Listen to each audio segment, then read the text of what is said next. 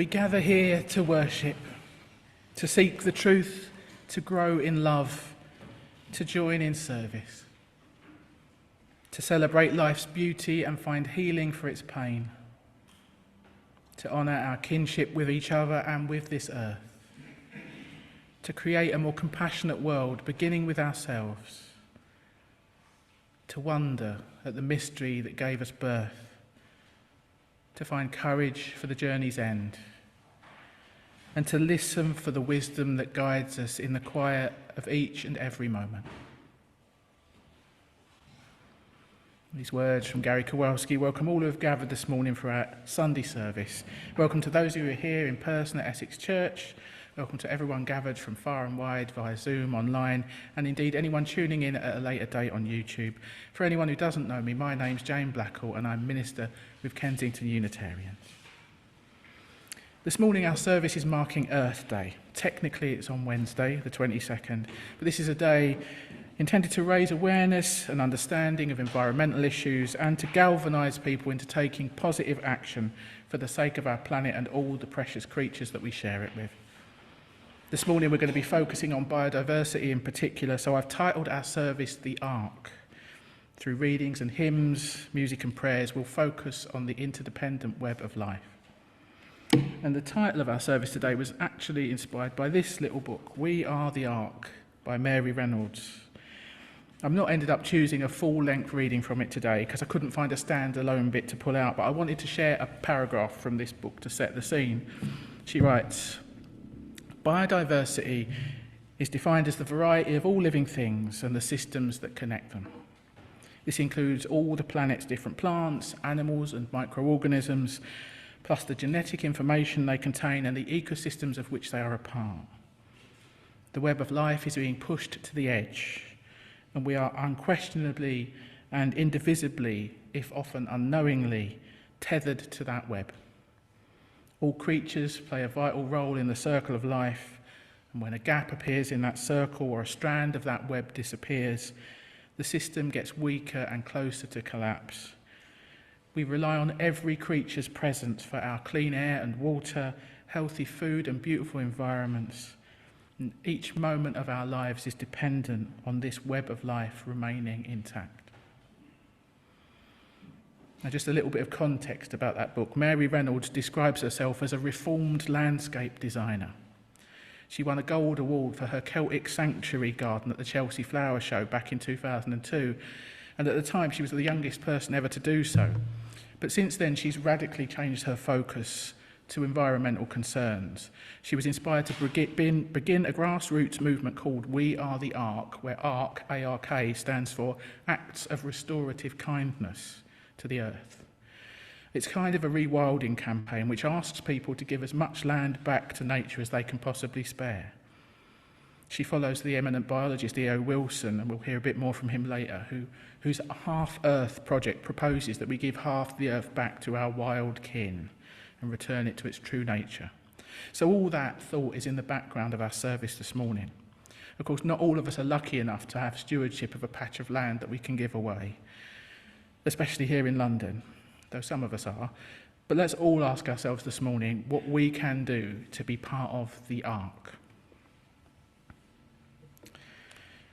Before we go any further, though, let's light our chalice flame as we always do. It's a moment for us to pause, to take a breath, to be here now. Lay down any preoccupations we might have come in carrying. It's a simple ritual that connects us with Unitarians and Unitarian Universalists world over, and it reminds us of the proudly progressive religious tradition of which this gathering is part.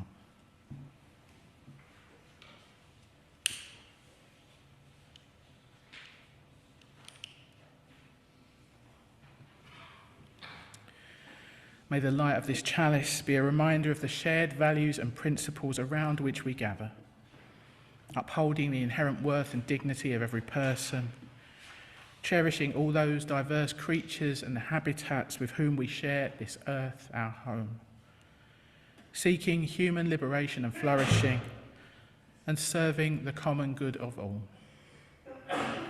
May this little light and all that it represents make a home in our hearts where it will guide us back to our highest aspirations and help us to be responsive, creative, just and loving in this complex and ever-changing world. Time to sing now. Our first hymn is number 31 in your purple books if you're in the building. Earth is gift of God's creation. If you're joining via Zoom, the words will be up on screen. We haven't got Benji to help us today, so let's do our best without him. Let's sing up as best we can. Feel free to stand or sit as you prefer for hymn number 31.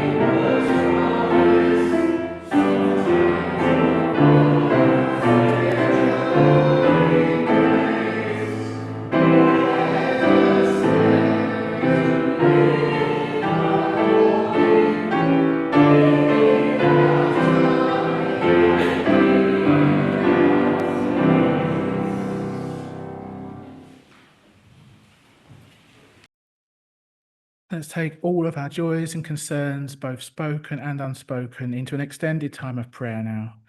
This is based on some words by Laura Horton Ludwig. You might want to adjust your position to get more comfortable. You might want to put down anything you don't need to be holding. Perhaps there's a posture that helps you feel more prayerful, settled and centered. Whatever helps you get into the right state of body and mind for us to pray together now and to be fully present to yourself, to each other, and to that which lies within us and beyond us.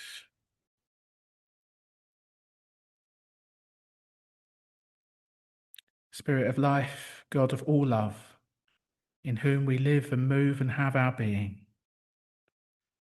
we turn our full attention to you, the light within and without, as we tune into the depths of this life and the greater wisdom to which and through which we are all intimately connected.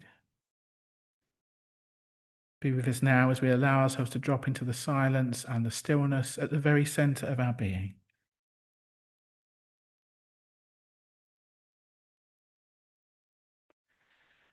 Spirit of life, Spirit of earth, Spirit of all that breathes and all that is, we love you. We love this planet and its people and its beings. We love this interdependent web of all existence of which we are a part. We love it all and we want it all to be well and blessed and healthy. But we are human, and as a people, our hearts are still small. So often our love and our sincere desire for the well-being of all is not yet enough to restrain our collective desire for more money, more power, more things.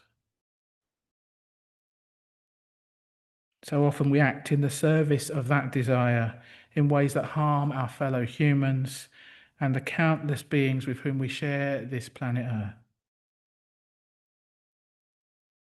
And so often, even when we would do otherwise, we feel quite powerless. The problems are so big, the scale of it all so enormous. What can one person or one small group really do? Today, let our prayer be for hope and for commitment to stay in the struggle, to do what is right as best we can each day, and to love you, Spirit of earth and ocean, stars and rocks, beings of every kind, not least our human neighbours, to love this glorious whole as we love ourselves, for we are you and you are us.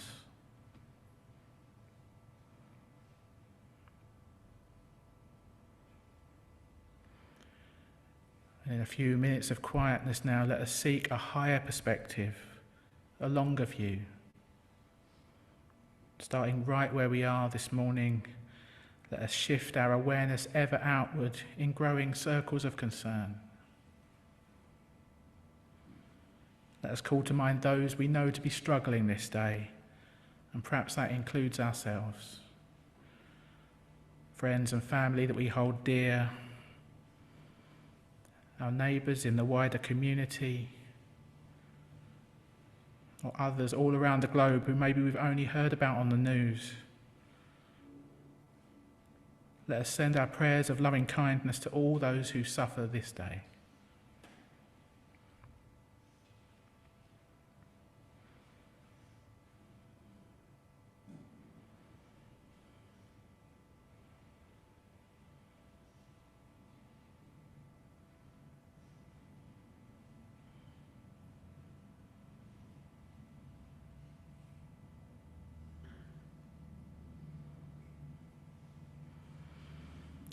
And let us take stock of our own lives, the challenges we face, and perhaps our part in those difficulties. Maybe we're all too aware of mistakes we've made or opportunities we've missed. Times this week where things turned out not quite how we intended or hoped. And let us ask for what we most need to transform our pain and suffering.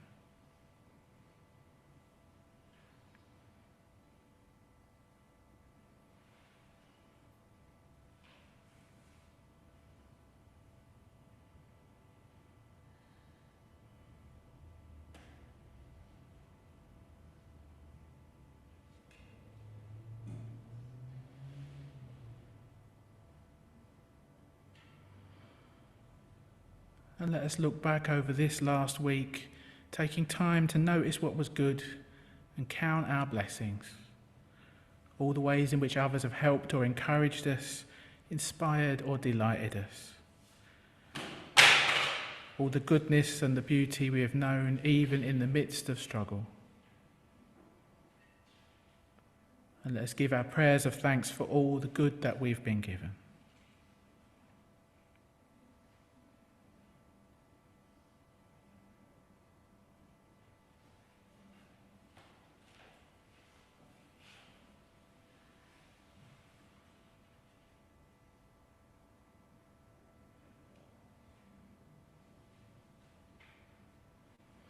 Spirit of life, God of all love, as this time of prayer draws to a close, we offer up our joys and our concerns, our hopes and our fears, our beauty and our brokenness, and we call on you for insight, healing and renewal.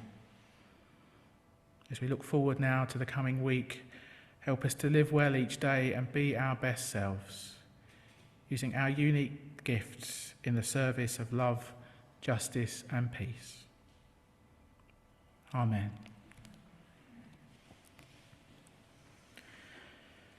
Time to sing again now. Our second hymn this morning is on your hymn sheet if you're in the church. And again, the words will be on screen. Who is my neighbour?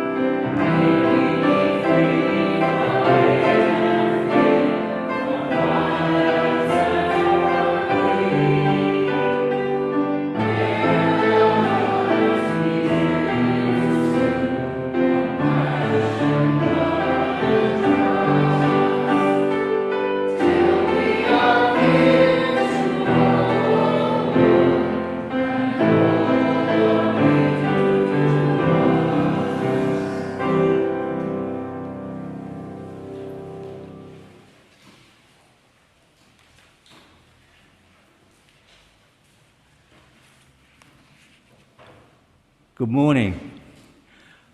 This is quite a long excerpt adapted from The Creation, An Appeal to Save Life on Earth by E.O. Wilson. It's quite a challenging reading to read.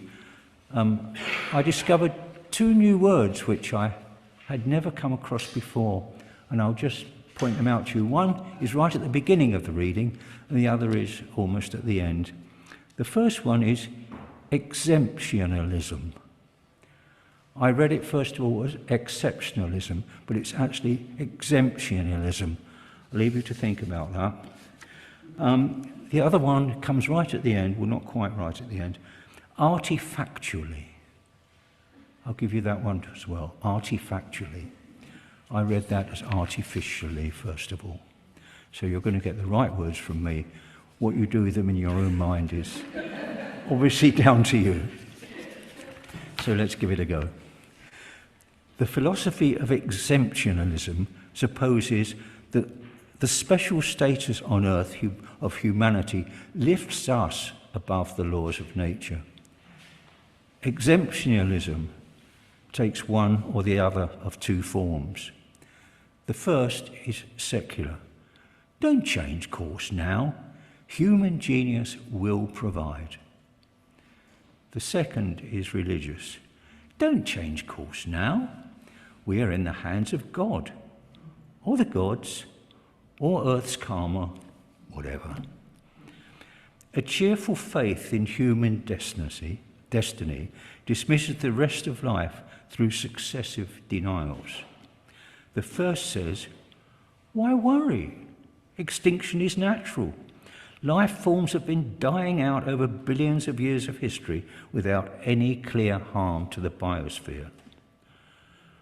Well, all this is true as far as it goes, but with a terrible twist. Except for giant meteorite strikes or other catastrophes every 100 million years or so, Earth has never experienced anything like the contemporary human juggernaut. The number of species is plummeting. The original level of biodiversity is not likely to be regained in any period of time that has meaning to the human mind. The second stage of denial takes form in a question. Why do we need so many species anyway? Why care? Especially when the vast majority are bugs, weeds, and fungi. In time, people will more widely share the knowledge acquired by biologists that these often obscure life forms run Earth completely free for us.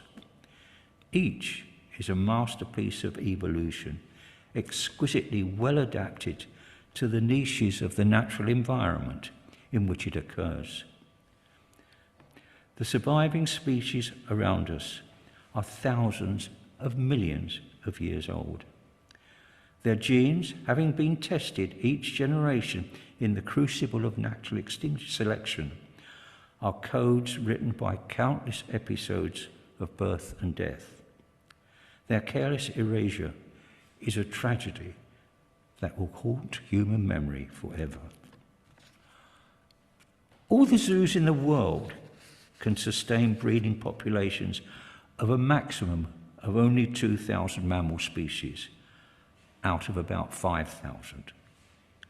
Botanical gardens are more capacious, but will be overwhelmed by the tens of thousands of plant species needing protection. A lot of good can be accomplished, but at considerable expense per species, and it can only make a dent in the problem. And how are we even to think of such an emergency measure for the millions of species of insects and other invertebrates, most still unknown to science, and still more, the tens of millions of microorganisms? There is no solution available, I assure you, to save Earth's biodiversity, other than the preservation of natural environments in reserves large enough to maintain wild populations sustainably. Only nature can serve as the planetary ark. Save the creation, save all of it. No lesser goal is defensible. However biodiversity arose, it was not put on this planet to be erased by any one species.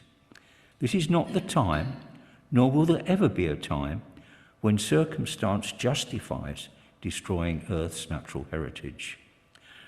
Proud though we are of our special status, and justifiably so, let us keep our world-changing capabilities in perspective.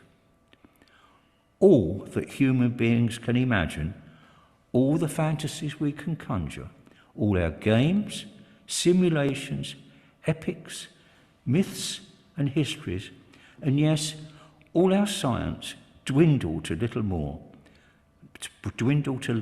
beside the full productions of the biosphere. We have not even discovered more than a small fraction of Earth's life forms. We understand fully no one species among the millions that have survived our onslaught. It is true that non-human life preceded us on the planet, whether by a literal day, according to Genesis, or by more than 3.5 billion years, as the scientific evidence shows, it is still true that we are a latecomer. The biosphere into which humanity was born had its nature-born crises, but it was overall a beautifully balanced and functioning system. It would have continued to be so in the absence of Homo sapiens. Even today, a diminished wild nature provides us ecosystem services such as water management, pollution control, and soil enrichment, equal in economic value to all that humanity artifactually generates. This planet can be paradise, but only if we take the rest of life with us.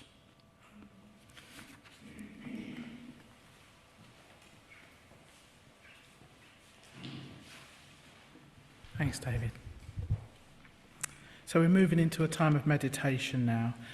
And to take us into the stillness, I'm going to share a poem by Camille Dungy, which comes at biodiversity from a different angle, on the slant. Following the poem, we're going to hold a few minutes of silence, which will end with the sound of a bell, and then we're going to hear some more music from meditation. So again, do what you need to do to get comfortable, adjust your position, put your feet flat on the floor maybe, if that helps you to feel grounded and steadied. And the words, they're just an offering. Feel free to use this time to meditate in your own way. Characteristics of Life by Camille Dungy. Ask me if I speak for the snail, and I will tell you I speak for the snail. Speak of underneathedness and the welcome of mosses, of life that springs up, little lives that pull back and wait for a moment. I speak for the damselfly, water skeet, mollusk, the caterpillar, the beetle, the spider, the ant. I speak from the time before spinelessness was frowned upon. Ask me if I speak for the moon jelly. I will tell you one thing today and another tomorrow, and I will be as consistent as anything alive on this earth. I move as the currents move, with the breezes. What part of your nature drives you? You, in your cubicle, ought to understand me. I filter and filter and filter all day. Ask me if I speak for the nautilus, and I will be silent as the nautilus shell on a shelf. I can be beautiful and useless if that's all you know to ask of me. Ask me what I know of longing, and I will speak of distances between meadows of night-blooming flowers. I will speak the impossible hope of the firefly. You with the candle burning and only one chair at your table must understand such wordless desire. To say it is mindless is missing the point.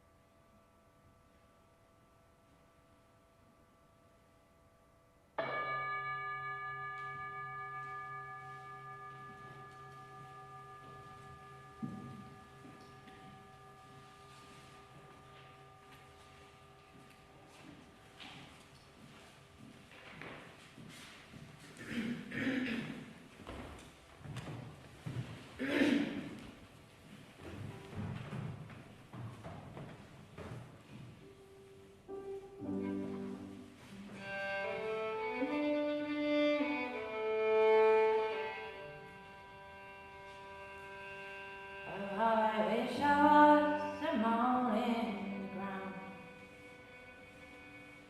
I wish I was a mole in the ground. Like a mole in the ground, I'd hear my darling song. Oh, I wish I was a mole in the ground. I wish I was a lizard in the spring. I wish I was a lizard in the spring. Like a lizard in the spring, I'd hear my darling sing. Oh, I wish I was a lizard in the spring.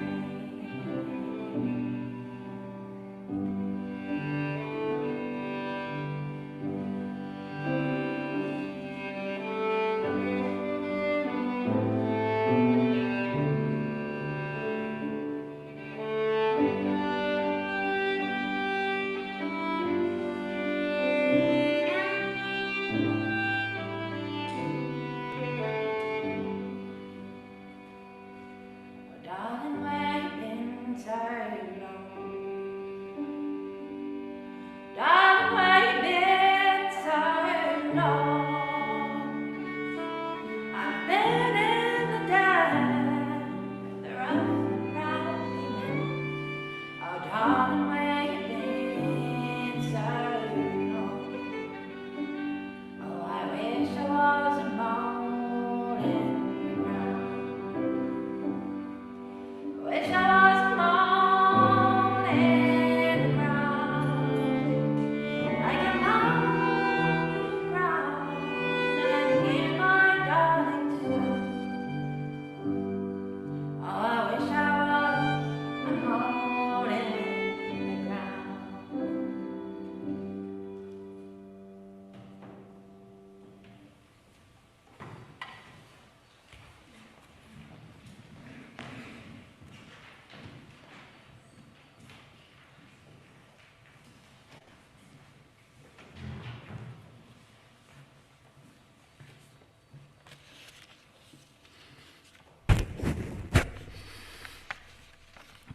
Stewards of the Web by Cliff Reid. We are stewards in our brief time of life's great web on this small planet, made so by the twists and turns of evolution. We are not masters of the earth. It is in believing so that we have wreaked such havoc. Teach us humility, Great Spirit, lest we perish. We are part of the natural order and its interdependence. We cannot float above its struggles, insulate ourselves from its cycles of life and death. They are ours too. As stewards, we are gardeners and foresters, herdsmen and tillers of the soil, and sometimes we must take the place of things that we destroy, like nature's hunters which keep the biosphere in balance, though red in tooth and claw, for there is a time to kill as well as a time to heal. Teach us, Great Spirit, to do both with reverence and compassion. But there is never time to be cruel or wantonly despoil,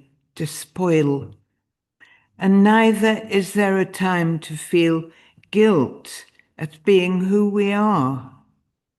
We belong here. We have a right to be here too.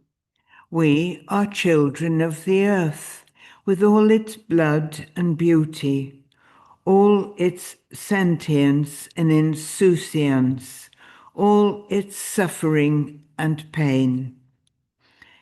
Like all creatures who breathe your breath of life, the lion, the wolf, the bear, the great whale, the scurrying ant.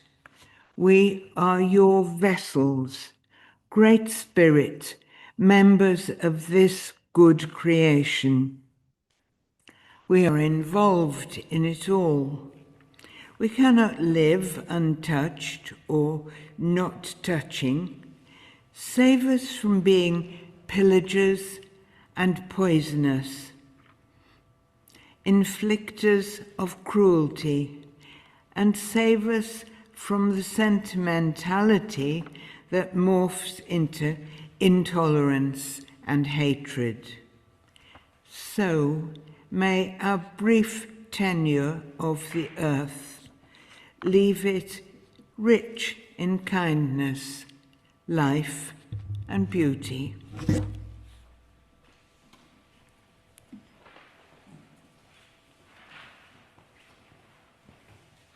Thanks, Juliet.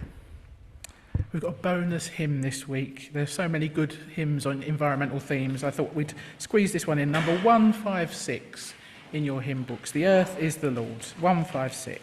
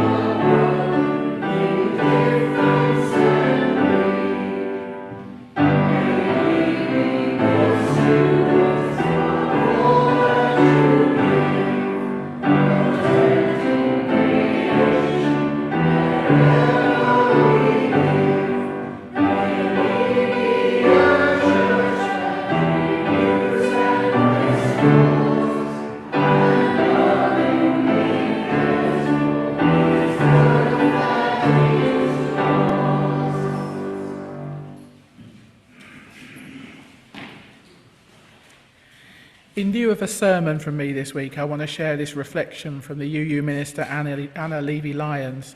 I was so pleased to find this. It's an extended excerpt of a sermon from her, so it's long for a reading but short for a sermon, about 8 minutes. But it says just what I wanted us to hear today. She writes, "Those of you who went to Sunday school when you were kids may have happy images in your head of Noah and the ark. The smiling giraffes and cows and lions going 2 by 2 up the ramp into the big boat. Noah and his family waving like they're going on a cruise. And of course the end of the story when the flood subsides and you have that post-rain smell of the earth and everything is all sparkly and clean and new with a beautiful rainbow in the sky. That's how it always looks in the kids' picture books anyway. But the way it's described in the text and the reality of modern day floods, well, that's not so happy. Around the world we're getting storms and floods that are increasingly biblical in their proportions and nobody is smiling and waving. One idea has resonated through the millennia, that at root humans and the earth are one and the same. In the beginnings of the biblical origin myth, God takes a handful of earth, in Hebrew Adama, and breathes life into it to create the first human, Adam. The Adam has no gender, no race, no language, no religion, no political affiliation. It is simply an earthling, a creature made out of earth and infused with the Spirit, the breath of God. Through the generations, we've sensed that the earth is our essence, it's our home, our origin, and our final resting place. Ashes to ashes, dust to dust. When we bury a loved one's body or indeed sprinkle ashes in a sacred place, we feel that we're returning a loved one to their source. And it's true, of course. Earth becomes plants, which become our bodies, either by eating the plants directly or indirectly. And when we die, the remains of our body become the earth again. So what happens to the earthling in the Genesis story? The earthling is given a garden, the text says, with every kind of tree that is beautiful and good for food. It's a paradise where the earthling, like a baby, is given everything it needs. The earthling is also given limits on this use of natural resources. Using only part of what's here will be more than enough for you, God says. And as most of us know from the story, that does not go well. They get cast out of the garden, and life for the first time becomes hard. Now they have to work the earth to grow food, and things just get worse from there. Jealousy and greed crop up, brother fights with brother. And then there's the flood. The Genesis text introduces the flood story by saying, "And God regretted having made humankind in the earth.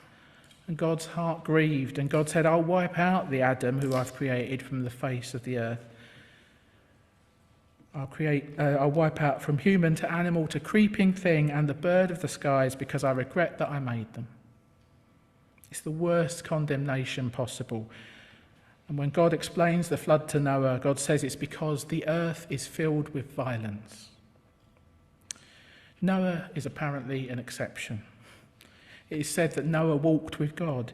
He's described as a righteous man, blameless in his age. That is an interesting way to put it. Blameless in his age. In his age sounds like a qualifier, like people who say that so-and-so is honest for a politician. It's not entirely a compliment. Noah isn't blameless in an absolute sense. He isn't perfect. He isn't a saint. He's just pretty good relative to his times, which apparently are pretty bad. He's real. He's good, but he's real. He walks with God. He's trying. And so God chooses him and his family to survive and pass those pretty good genes on to the rest of humanity. God chooses Noah to build the ark, and he gives leave out the pronouns. God gives very detailed specifications. So many cubits wide and long and tall, seal the edges with pitch, 3 stories, 1 window and a door on the side, and bring in 2 of every living creature to be protected from the storm. 2 elephants, 2 mosquitoes, 2 of everything in between. Noah is also supposed to bring in every type of plant that is good for food, presumably food that's good for the animals and the humans, which would pretty much include every type of plant. Every kind of seed would need to be there so that the plants could regenerate. So Noah is given the responsibility of bringing the entire living biodiversity of the earth into the safety of the ark. You'd think Noah might find this a little burdensome, even a little unfair. You might think he would complain, why should I have to clean up a mess that I did not make? The parallels between this ancient myth and our real-life story today are chilling. In each, it is human wrongdoing, misuse of natural resources, and violence that brings the threat of destruction to the earth. In each, the destruction threatens not only the humans who caused it, but all living creatures. In each, the destruction is to be carried out by means of flood, storms, a deluge of rain, and a powerful rising of waters. And in each, it is only through the actions of imperfect people willing to take responsibility for cleaning up the mess that they did not make that life can be saved. If Noah is a hero because of anything, it's because of this. He takes responsibility even though he isn't especially guilty. He does everything he can to make things right again. We haven't personally, single-handedly made the choices that caused storms and floods, but weather was likely made more extreme by the choices of our age, our time. We most likely haven't personally, directly polluted the earth or the oceans with our own hands, but the economic systems in which we participate have. None of us caused global warming, but the people of our generation and our parents' generation did. And it's up to us now to take responsibility for it. There is no singularly evil person that deserves all the blame, and there is no saint, no one blameless person in an absolute sense, no one who is singularly qualified to fix it all. There is only us, good in our age. We each walk with the God of our understanding in our own way, and we try.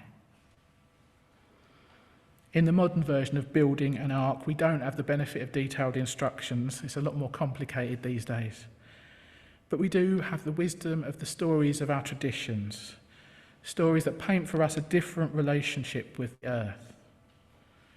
We have the ancient teaching that we are Adam, made of earth and not separate from it. We have the vision of a beautiful garden in which we live simply and in peace, taking no more from it than we need. And we have the inkling of what it means to care so much for every person, every species, every form of life on this earth, that we bring every single one into our circle, into our ark of compassion. So may we be blessed like Noah, with the courage to clean up messes that we did not make, and the strength to weather whatever storms may come our way. Amen. One last hymn now. Number 32 in your purple books, Earth Was Given as a Garden, hymn 32.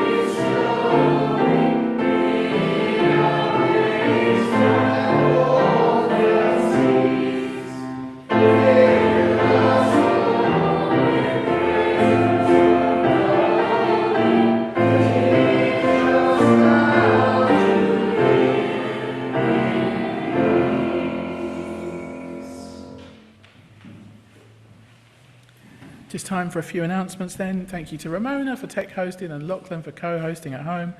Thanks to Tara, Jess, Iona and Andrew for lovely music. Thanks to David and Juliet for reading.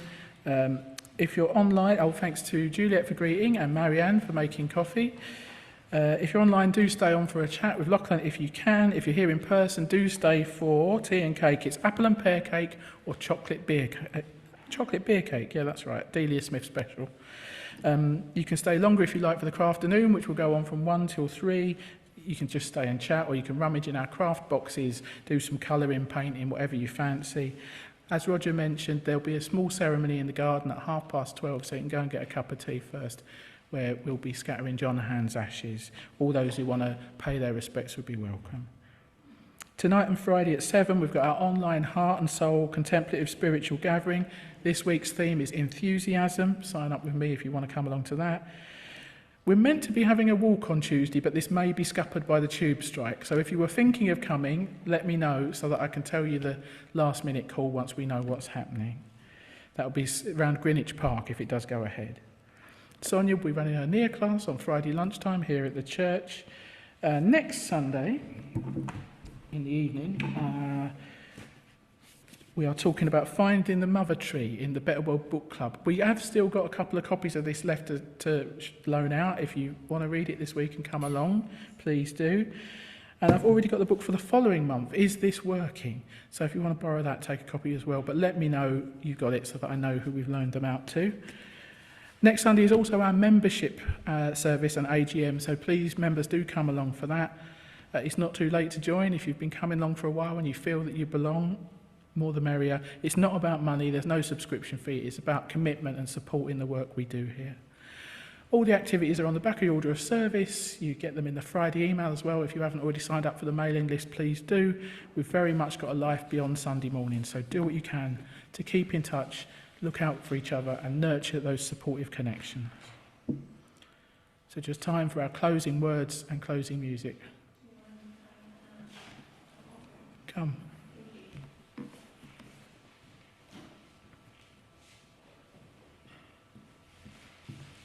Just wanted to mention that I have just started to offer 2 sessions per month here in the library downstairs. One is Conscious Cafe, which was started originally by Judy Piatkus of Piatkus Publishing in the 90s. And it's basically a conversation. It's open to everyone who is into deeper, meaningful conversation. There is a theme, one theme per conversation, and it happens once a month on the second Wednesday of the month here, and Judy runs it in Hampstead on the Monday, which is tomorrow actually. Last month theme was, what does belonging mean to you? And I haven't chosen the theme for this month, but I'm open to suggestions. And another offering is the 4th Wednesday of the month, which I called From Conflict to Freedom. And we will explore what our innate nature is beyond the story and the self. We will also do some gentle stretching, breathing and resting. Everybody is welcome. Thank you. Thank you. So our closing words. As we go forth from this sacred space, may we celebrate the wonder of our shared lives. May we recognise our connection to all that is in and on the earth. May we truly and deeply value the inherent worth of all in this astonishing, interconnected web of existence. May we commit ourselves to a new and better way, and may we hold our commitments and each other gently and firmly as we meet the days to come. Amen.